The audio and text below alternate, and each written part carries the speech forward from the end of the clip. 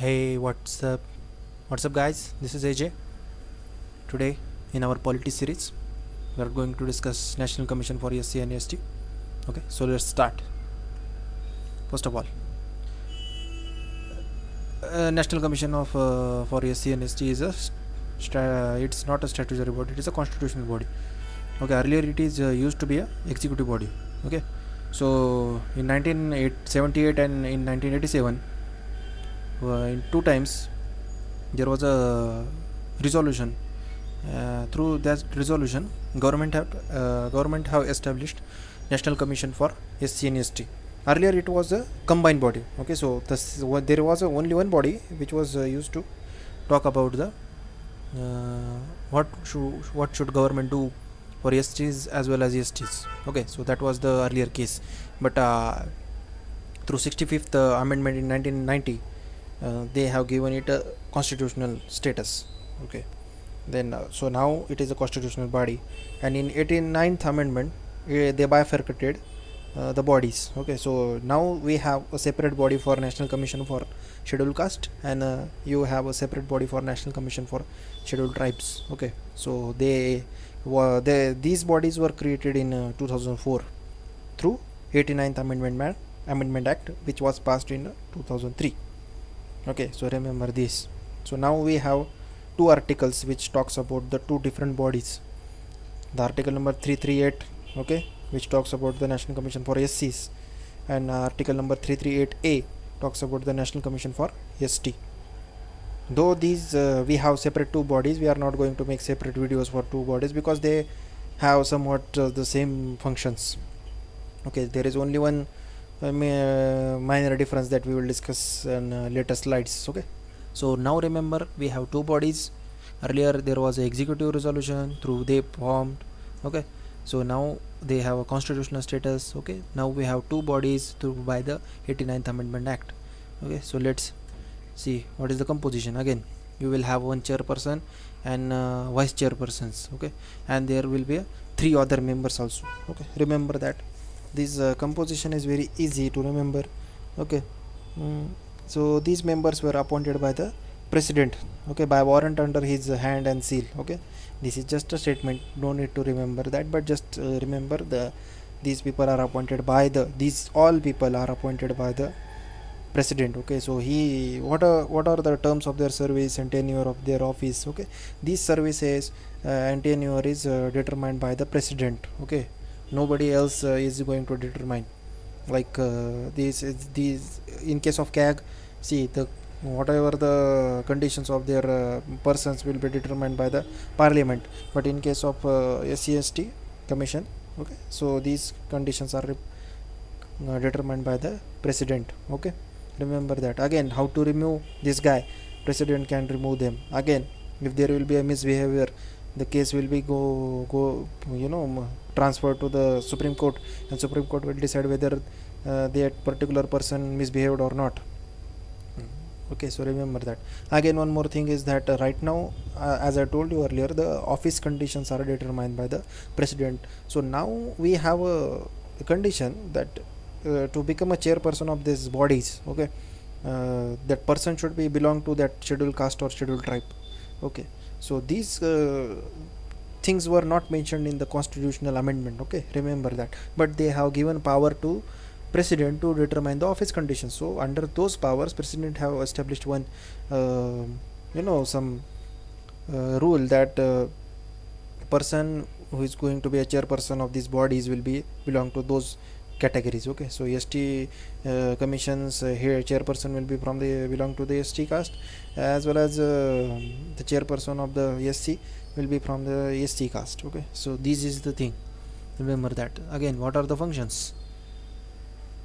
Again, what should be the constitutional legal safeguard for SC and ST will be determined by the whatever these commissions. See, again, these whatever they give is not a mandatory. Okay, for on government, whatever the recommendation given by those commissions is not mandatory on the government, but there is one crux that we will discuss in later slides.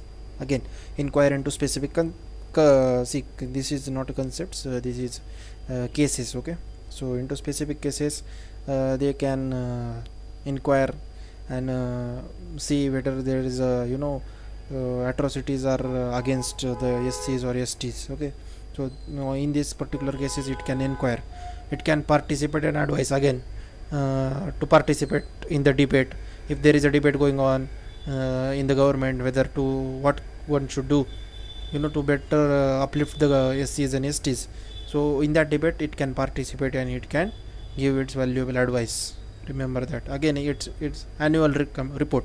It submit annual report to the president.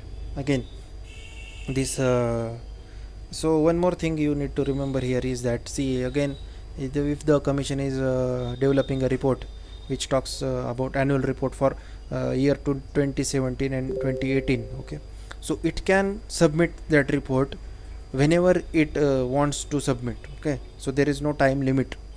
So what generally we think is that the commission should submit a report on of the current year in that year only. Okay, but that is not the case. The constitution has given a authority to submit any annual report at their wish. Okay, so it can submit report at its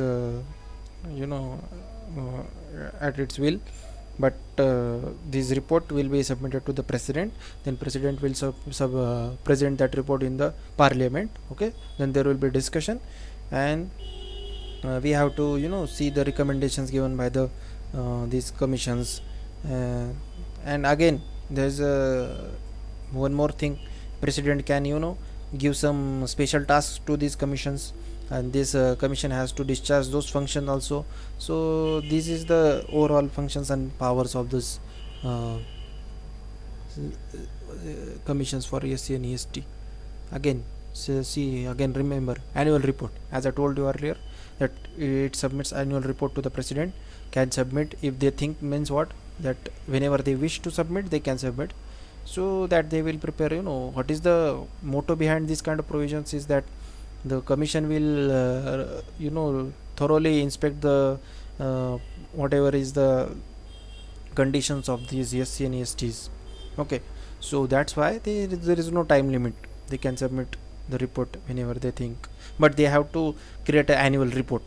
For every year there will be a report, for each year there will be a report, but when to submit that report is the authority of that commission.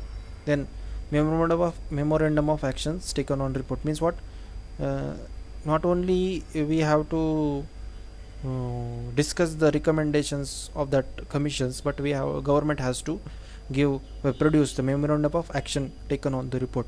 Means which action which steps government took after listening to the recommendation of these commissions, and why it disbarred the few recommendations. Okay, sometimes what happens, government don't accept some recommendations given by the these commissions, but at that point government has to give in a written that why they haven't accepted those recommendations. Okay, so this is nothing but the memorandum of action. Okay, then president can forward that report to the governor. Means what, see, earlier all the reports that we discussed, these reports were submitted to the president first, then president used to submit those report or present those report in front of parliament. But that in this case, see, president can submit or give that report to the governor, then the governor will present that particular report in their state legislative assembly and council. Okay, so remember that this is something new. So government president can even give that report to the governor also.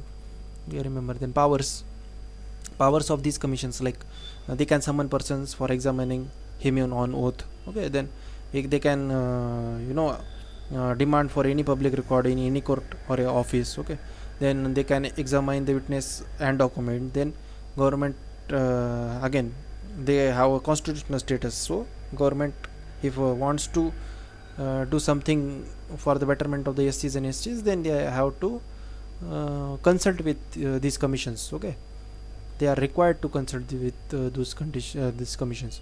Again, OBC and Anglo Indians are also included inside this commission for National Commission for SCs. Okay, so the National Commission not only submits the reports on SCs but also on OBC and Anglo Indian. Okay, next point is, there are some, as I told you earlier, that the commission for ST deals with some more matters. Okay, so that's why there is a bifurcation of those two bodies are there right now. Okay, so what is this, what they do particularly regarding STs is the major what could be the measures to take on betterment of the STs. These measures will be given by the National Commission for STs. Okay, so these are the some separate tasks, that specific task that National Commission for ST does. Okay, so it focuses only on STs. Okay, whatever comes under the scheduled tribe, as well as how to make their life better. So the issues with minor forest produce, then to safeguard their rights of their tribal communities or mineral and water resources, then how to make their livelihood better. So for that we need to give up strategies for their livelihood, then how to provide them a relief, and how to what kind of measures we should take for their rehabilitation. Okay, then how to implement panchayati raj fully in those tribal areas. Okay, so for those kind of things, the National Commission for ST recommends some measures to government, and the government has to take action. Remember again, government is not obligated to take action, but most of the time government accepts those recommendation. Sometimes it doesn't accept those recommendation. At that time they have to give them the answer in written. Okay, that why they haven't accepted some recommendation. So overall, this is the job of National Commission for SC and STs. As I told you, article 338, remember, what talks about the National Commission for SC, and article 338A talks about the National Commission for ST. Remember these points. They will not be a direct questions, but in option they might give something weird. Okay, that might to confuse the students. Okay, so remember these points. So thanks guys for watching this video, and we will meet in the next video. Peace.